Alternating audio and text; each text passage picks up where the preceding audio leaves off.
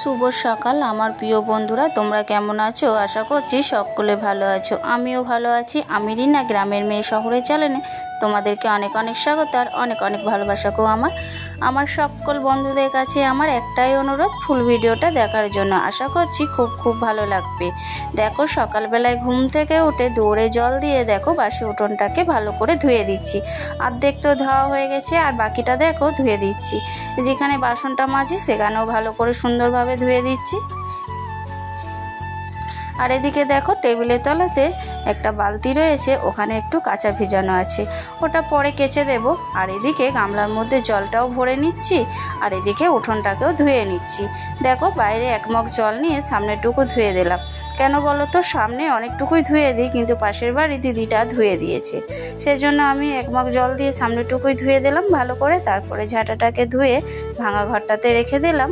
তারপরে নীল বালতিতে এক বালতি জল ভরে নিচ্ছি।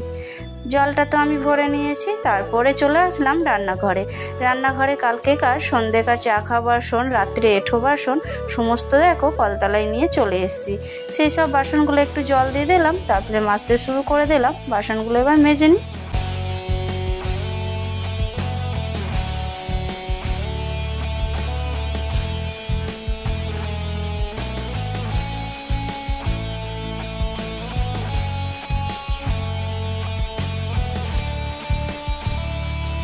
বাসনগুলো দেখো আমার সমস্ত মাজা হয়ে গেছে।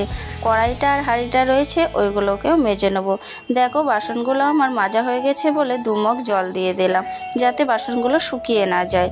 আর এদিক দিয়ে আজকে হচ্ছে শিবরাত্রি, তাই আমার সকল বন্ধুদেরকে জানাই শিবরাত্রির শুভেচ্ছা। আর আজকে দিনটা খুব ভালো কাটাও, সকল বন্ধুদেরকে জানাই। দেখো বাসনগুলো আমার সমস্ত ধোয়া হয়ে গেছে আর ঝুড়ির মধ্যে উবুর করেও দিয়েছি। লাস্টে দেখো হাঁড়িটা আর কড়াইটাকেও ধুয়ে নিচ্ছি ভালো করে।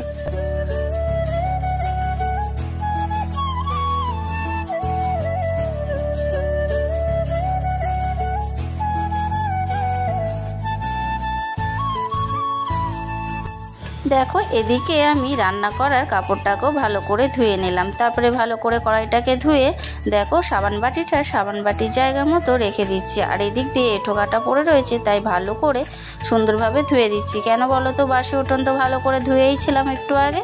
তারপরে দেখো ভালো করে ধুয়ে বাসনের ঝুড়িটাকে রান্নাঘরে রেখে দিলাম। তারপরে অনেকটাই বেলা হয়ে গেছে, সমস্ত বাসি কাজ করে নিয়েছিলাম। এখন বাজে 11:30। 11:30টার সময় 2 বোনে দেখো বাজারে চলে গেছিলাম ফল কিনতে, শিবরাত্রি সেই জন্য। তারপরে দেখো 7 রকম ফল, ফুল, তারপরে আকন্দার মালা সমস্তটাই নিয়ে চলে আসলাম বাজার থেকে এসে তারপরে আমি স্নান করে নিয়েছিলাম। স্নানটা করে নেওয়ার পরে তারপরে দেখো আমি ঠাকুরের সেবা দিতে চলে এসেছি ঠাকুর ঘরে। এদিকে দেখো আমি গোপুসোনাকেও সুন্দর করে স্নান করিয়ে দিলাম। এদিকে আমার দিদি ভিডিওটাকে আমাকে শ্যুট করে দিয়েছে আর গল্প করছে, তাই 2 বোনে হাসাহাসি করছি। যাই হোক, গোপুসোনা স্নান হয়ে গেছে, তাই দেখো গোপুসোনাকে আজকে একটা রেড কালারে খুব সুন্দরভাবে পরিয়ে দিচ্ছি। তারপরে ওকে কানের টানের সবই পরিয়ে দেবো। তোমরা ভিডিওটা দেখতে থাকো, আশা করছি খুব ভালো লাগবে।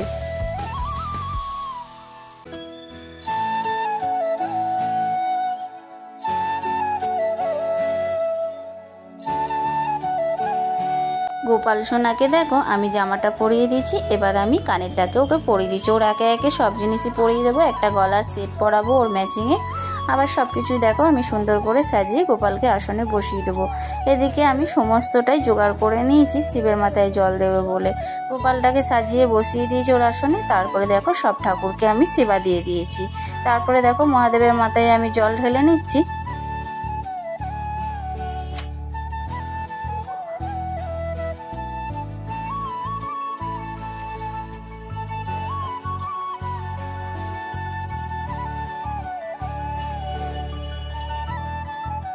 ঠিকঠাক না দিদি ভিডিওটা করে দিচ্ছে ঠিকঠাকভাবে, ও ভিডিওটা শ্যুট করতে পারিনি, যেভাবে করেছে সেটাই আমি তোমাদের সাথে শেয়ার করলাম। দেখো আমি 3টে বেলপাতা মাথার মধ্যে দিয়ে দিলাম শিবের। তারপরে দেখো ধুবড়ার কাটা, ধুবড়ার ফুল দিয়ে তারপরে দেখো আমি ভালো করে প্রণাম করে নিলাম।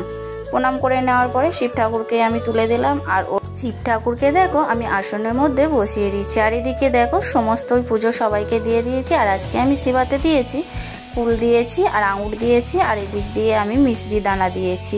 আর এদিকে শিব ঠাকুরের জন্য দেখো 7 রকমের ফল আমি একটা প্লেটের মধ্যে সুন্দরভাবে সাজিয়ে নিয়েছি, তারপরে দেখো দিয়ে দিয়েছি। যাই হোক, আমি যেমনভাবে পুজোটা দিলাম সেটাই তোমাদের সাথে শেয়ার করলাম।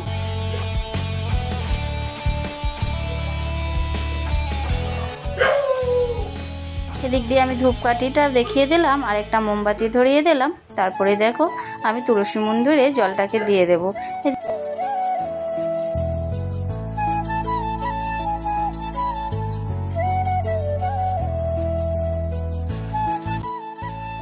ঠাকুরকে প্রণাম করে নিলাম, তারপরে দেখো জলটাকে আমি তুলসী মন্দিরে দিয়ে দিচ্ছি। এবার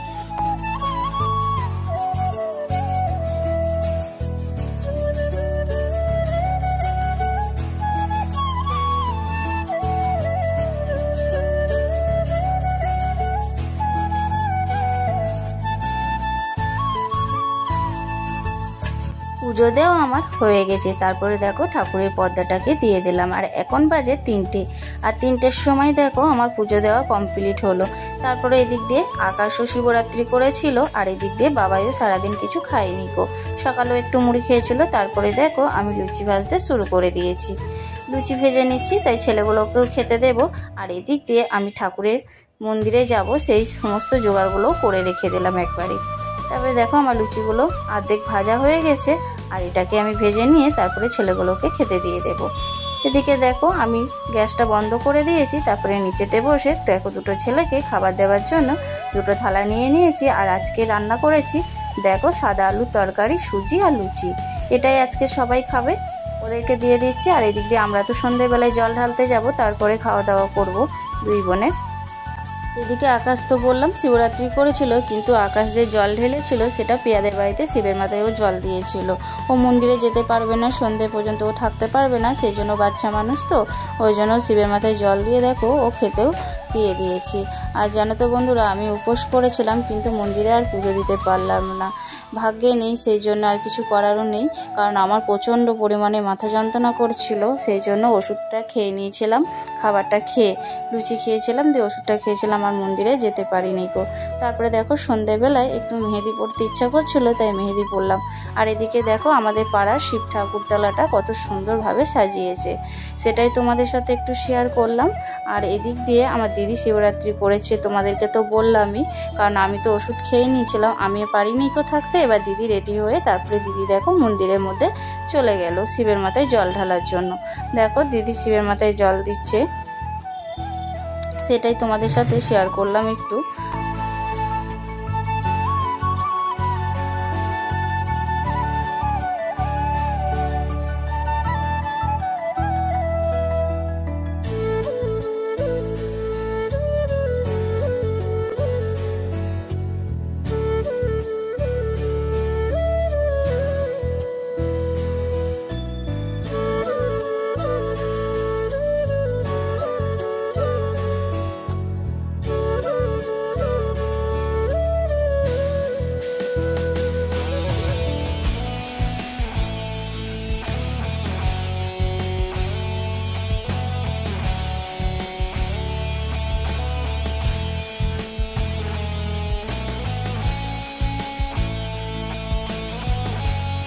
দিদি দেখো শিবের মাথায় জল ঢালা হয়ে গেছে, আর এদিকে ভালো করে পুজো দেওয়া হয়ে গেছে, ও নমস্কার করে নিল। তারপরে দেখো আমরা বাড়ি চলে আসলাম। বাড়িতে চলে এসে তোমাদেরকে তো মেহেদি পরানোটা একটু শেয়ার করেছিলাম, সবটা শেয়ার করতে পারি না। আর এদিক দিয়ে আমি হাতে তুলেও দিয়েছি, তাই সেটা আবার তোমাদের সাথে অল্প আছে সেটাই শেয়ার করে দিচ্ছি। ডিজাইনটা কেমন হয়েছে অবশ্যই জানিও, আমি হাতটা ধুয়ে তোমাদেরকে নেক্সট ভিডিওতে দেখাবো। যাই হোক, দিদি তো বাড়ি চলে এসেছিলো। তারপরে দেখো তখন বাজে 8:30, আর আমরাও একটু রেডি হয়ে গেলাম। কি করব বলো, শিবের মাথায় তো জল দিতে পারলাম না, তাই একটু রেডি হয়ে একটু বাইরে একটু ঘুরতে বেরোলাম। এখন দেখো শিবরাত্রির দিনে আমি আমার দিদি আর এরকম আমার বেটা তিনজনা দমদম পার্কে ঘুরে বেড়াচ্ছি। প্লিজ বন্ধুরা তোমরা একটু সাপোর্ট করো, লাইক কমেন্ট শেয়ার অবশ্যই করে দিও, ঠিক আছে? আর এখানেই আমার ভিডিওটাকে শেষ করছি, দেখা হবে নেক্সট ব্লগে, টাটা।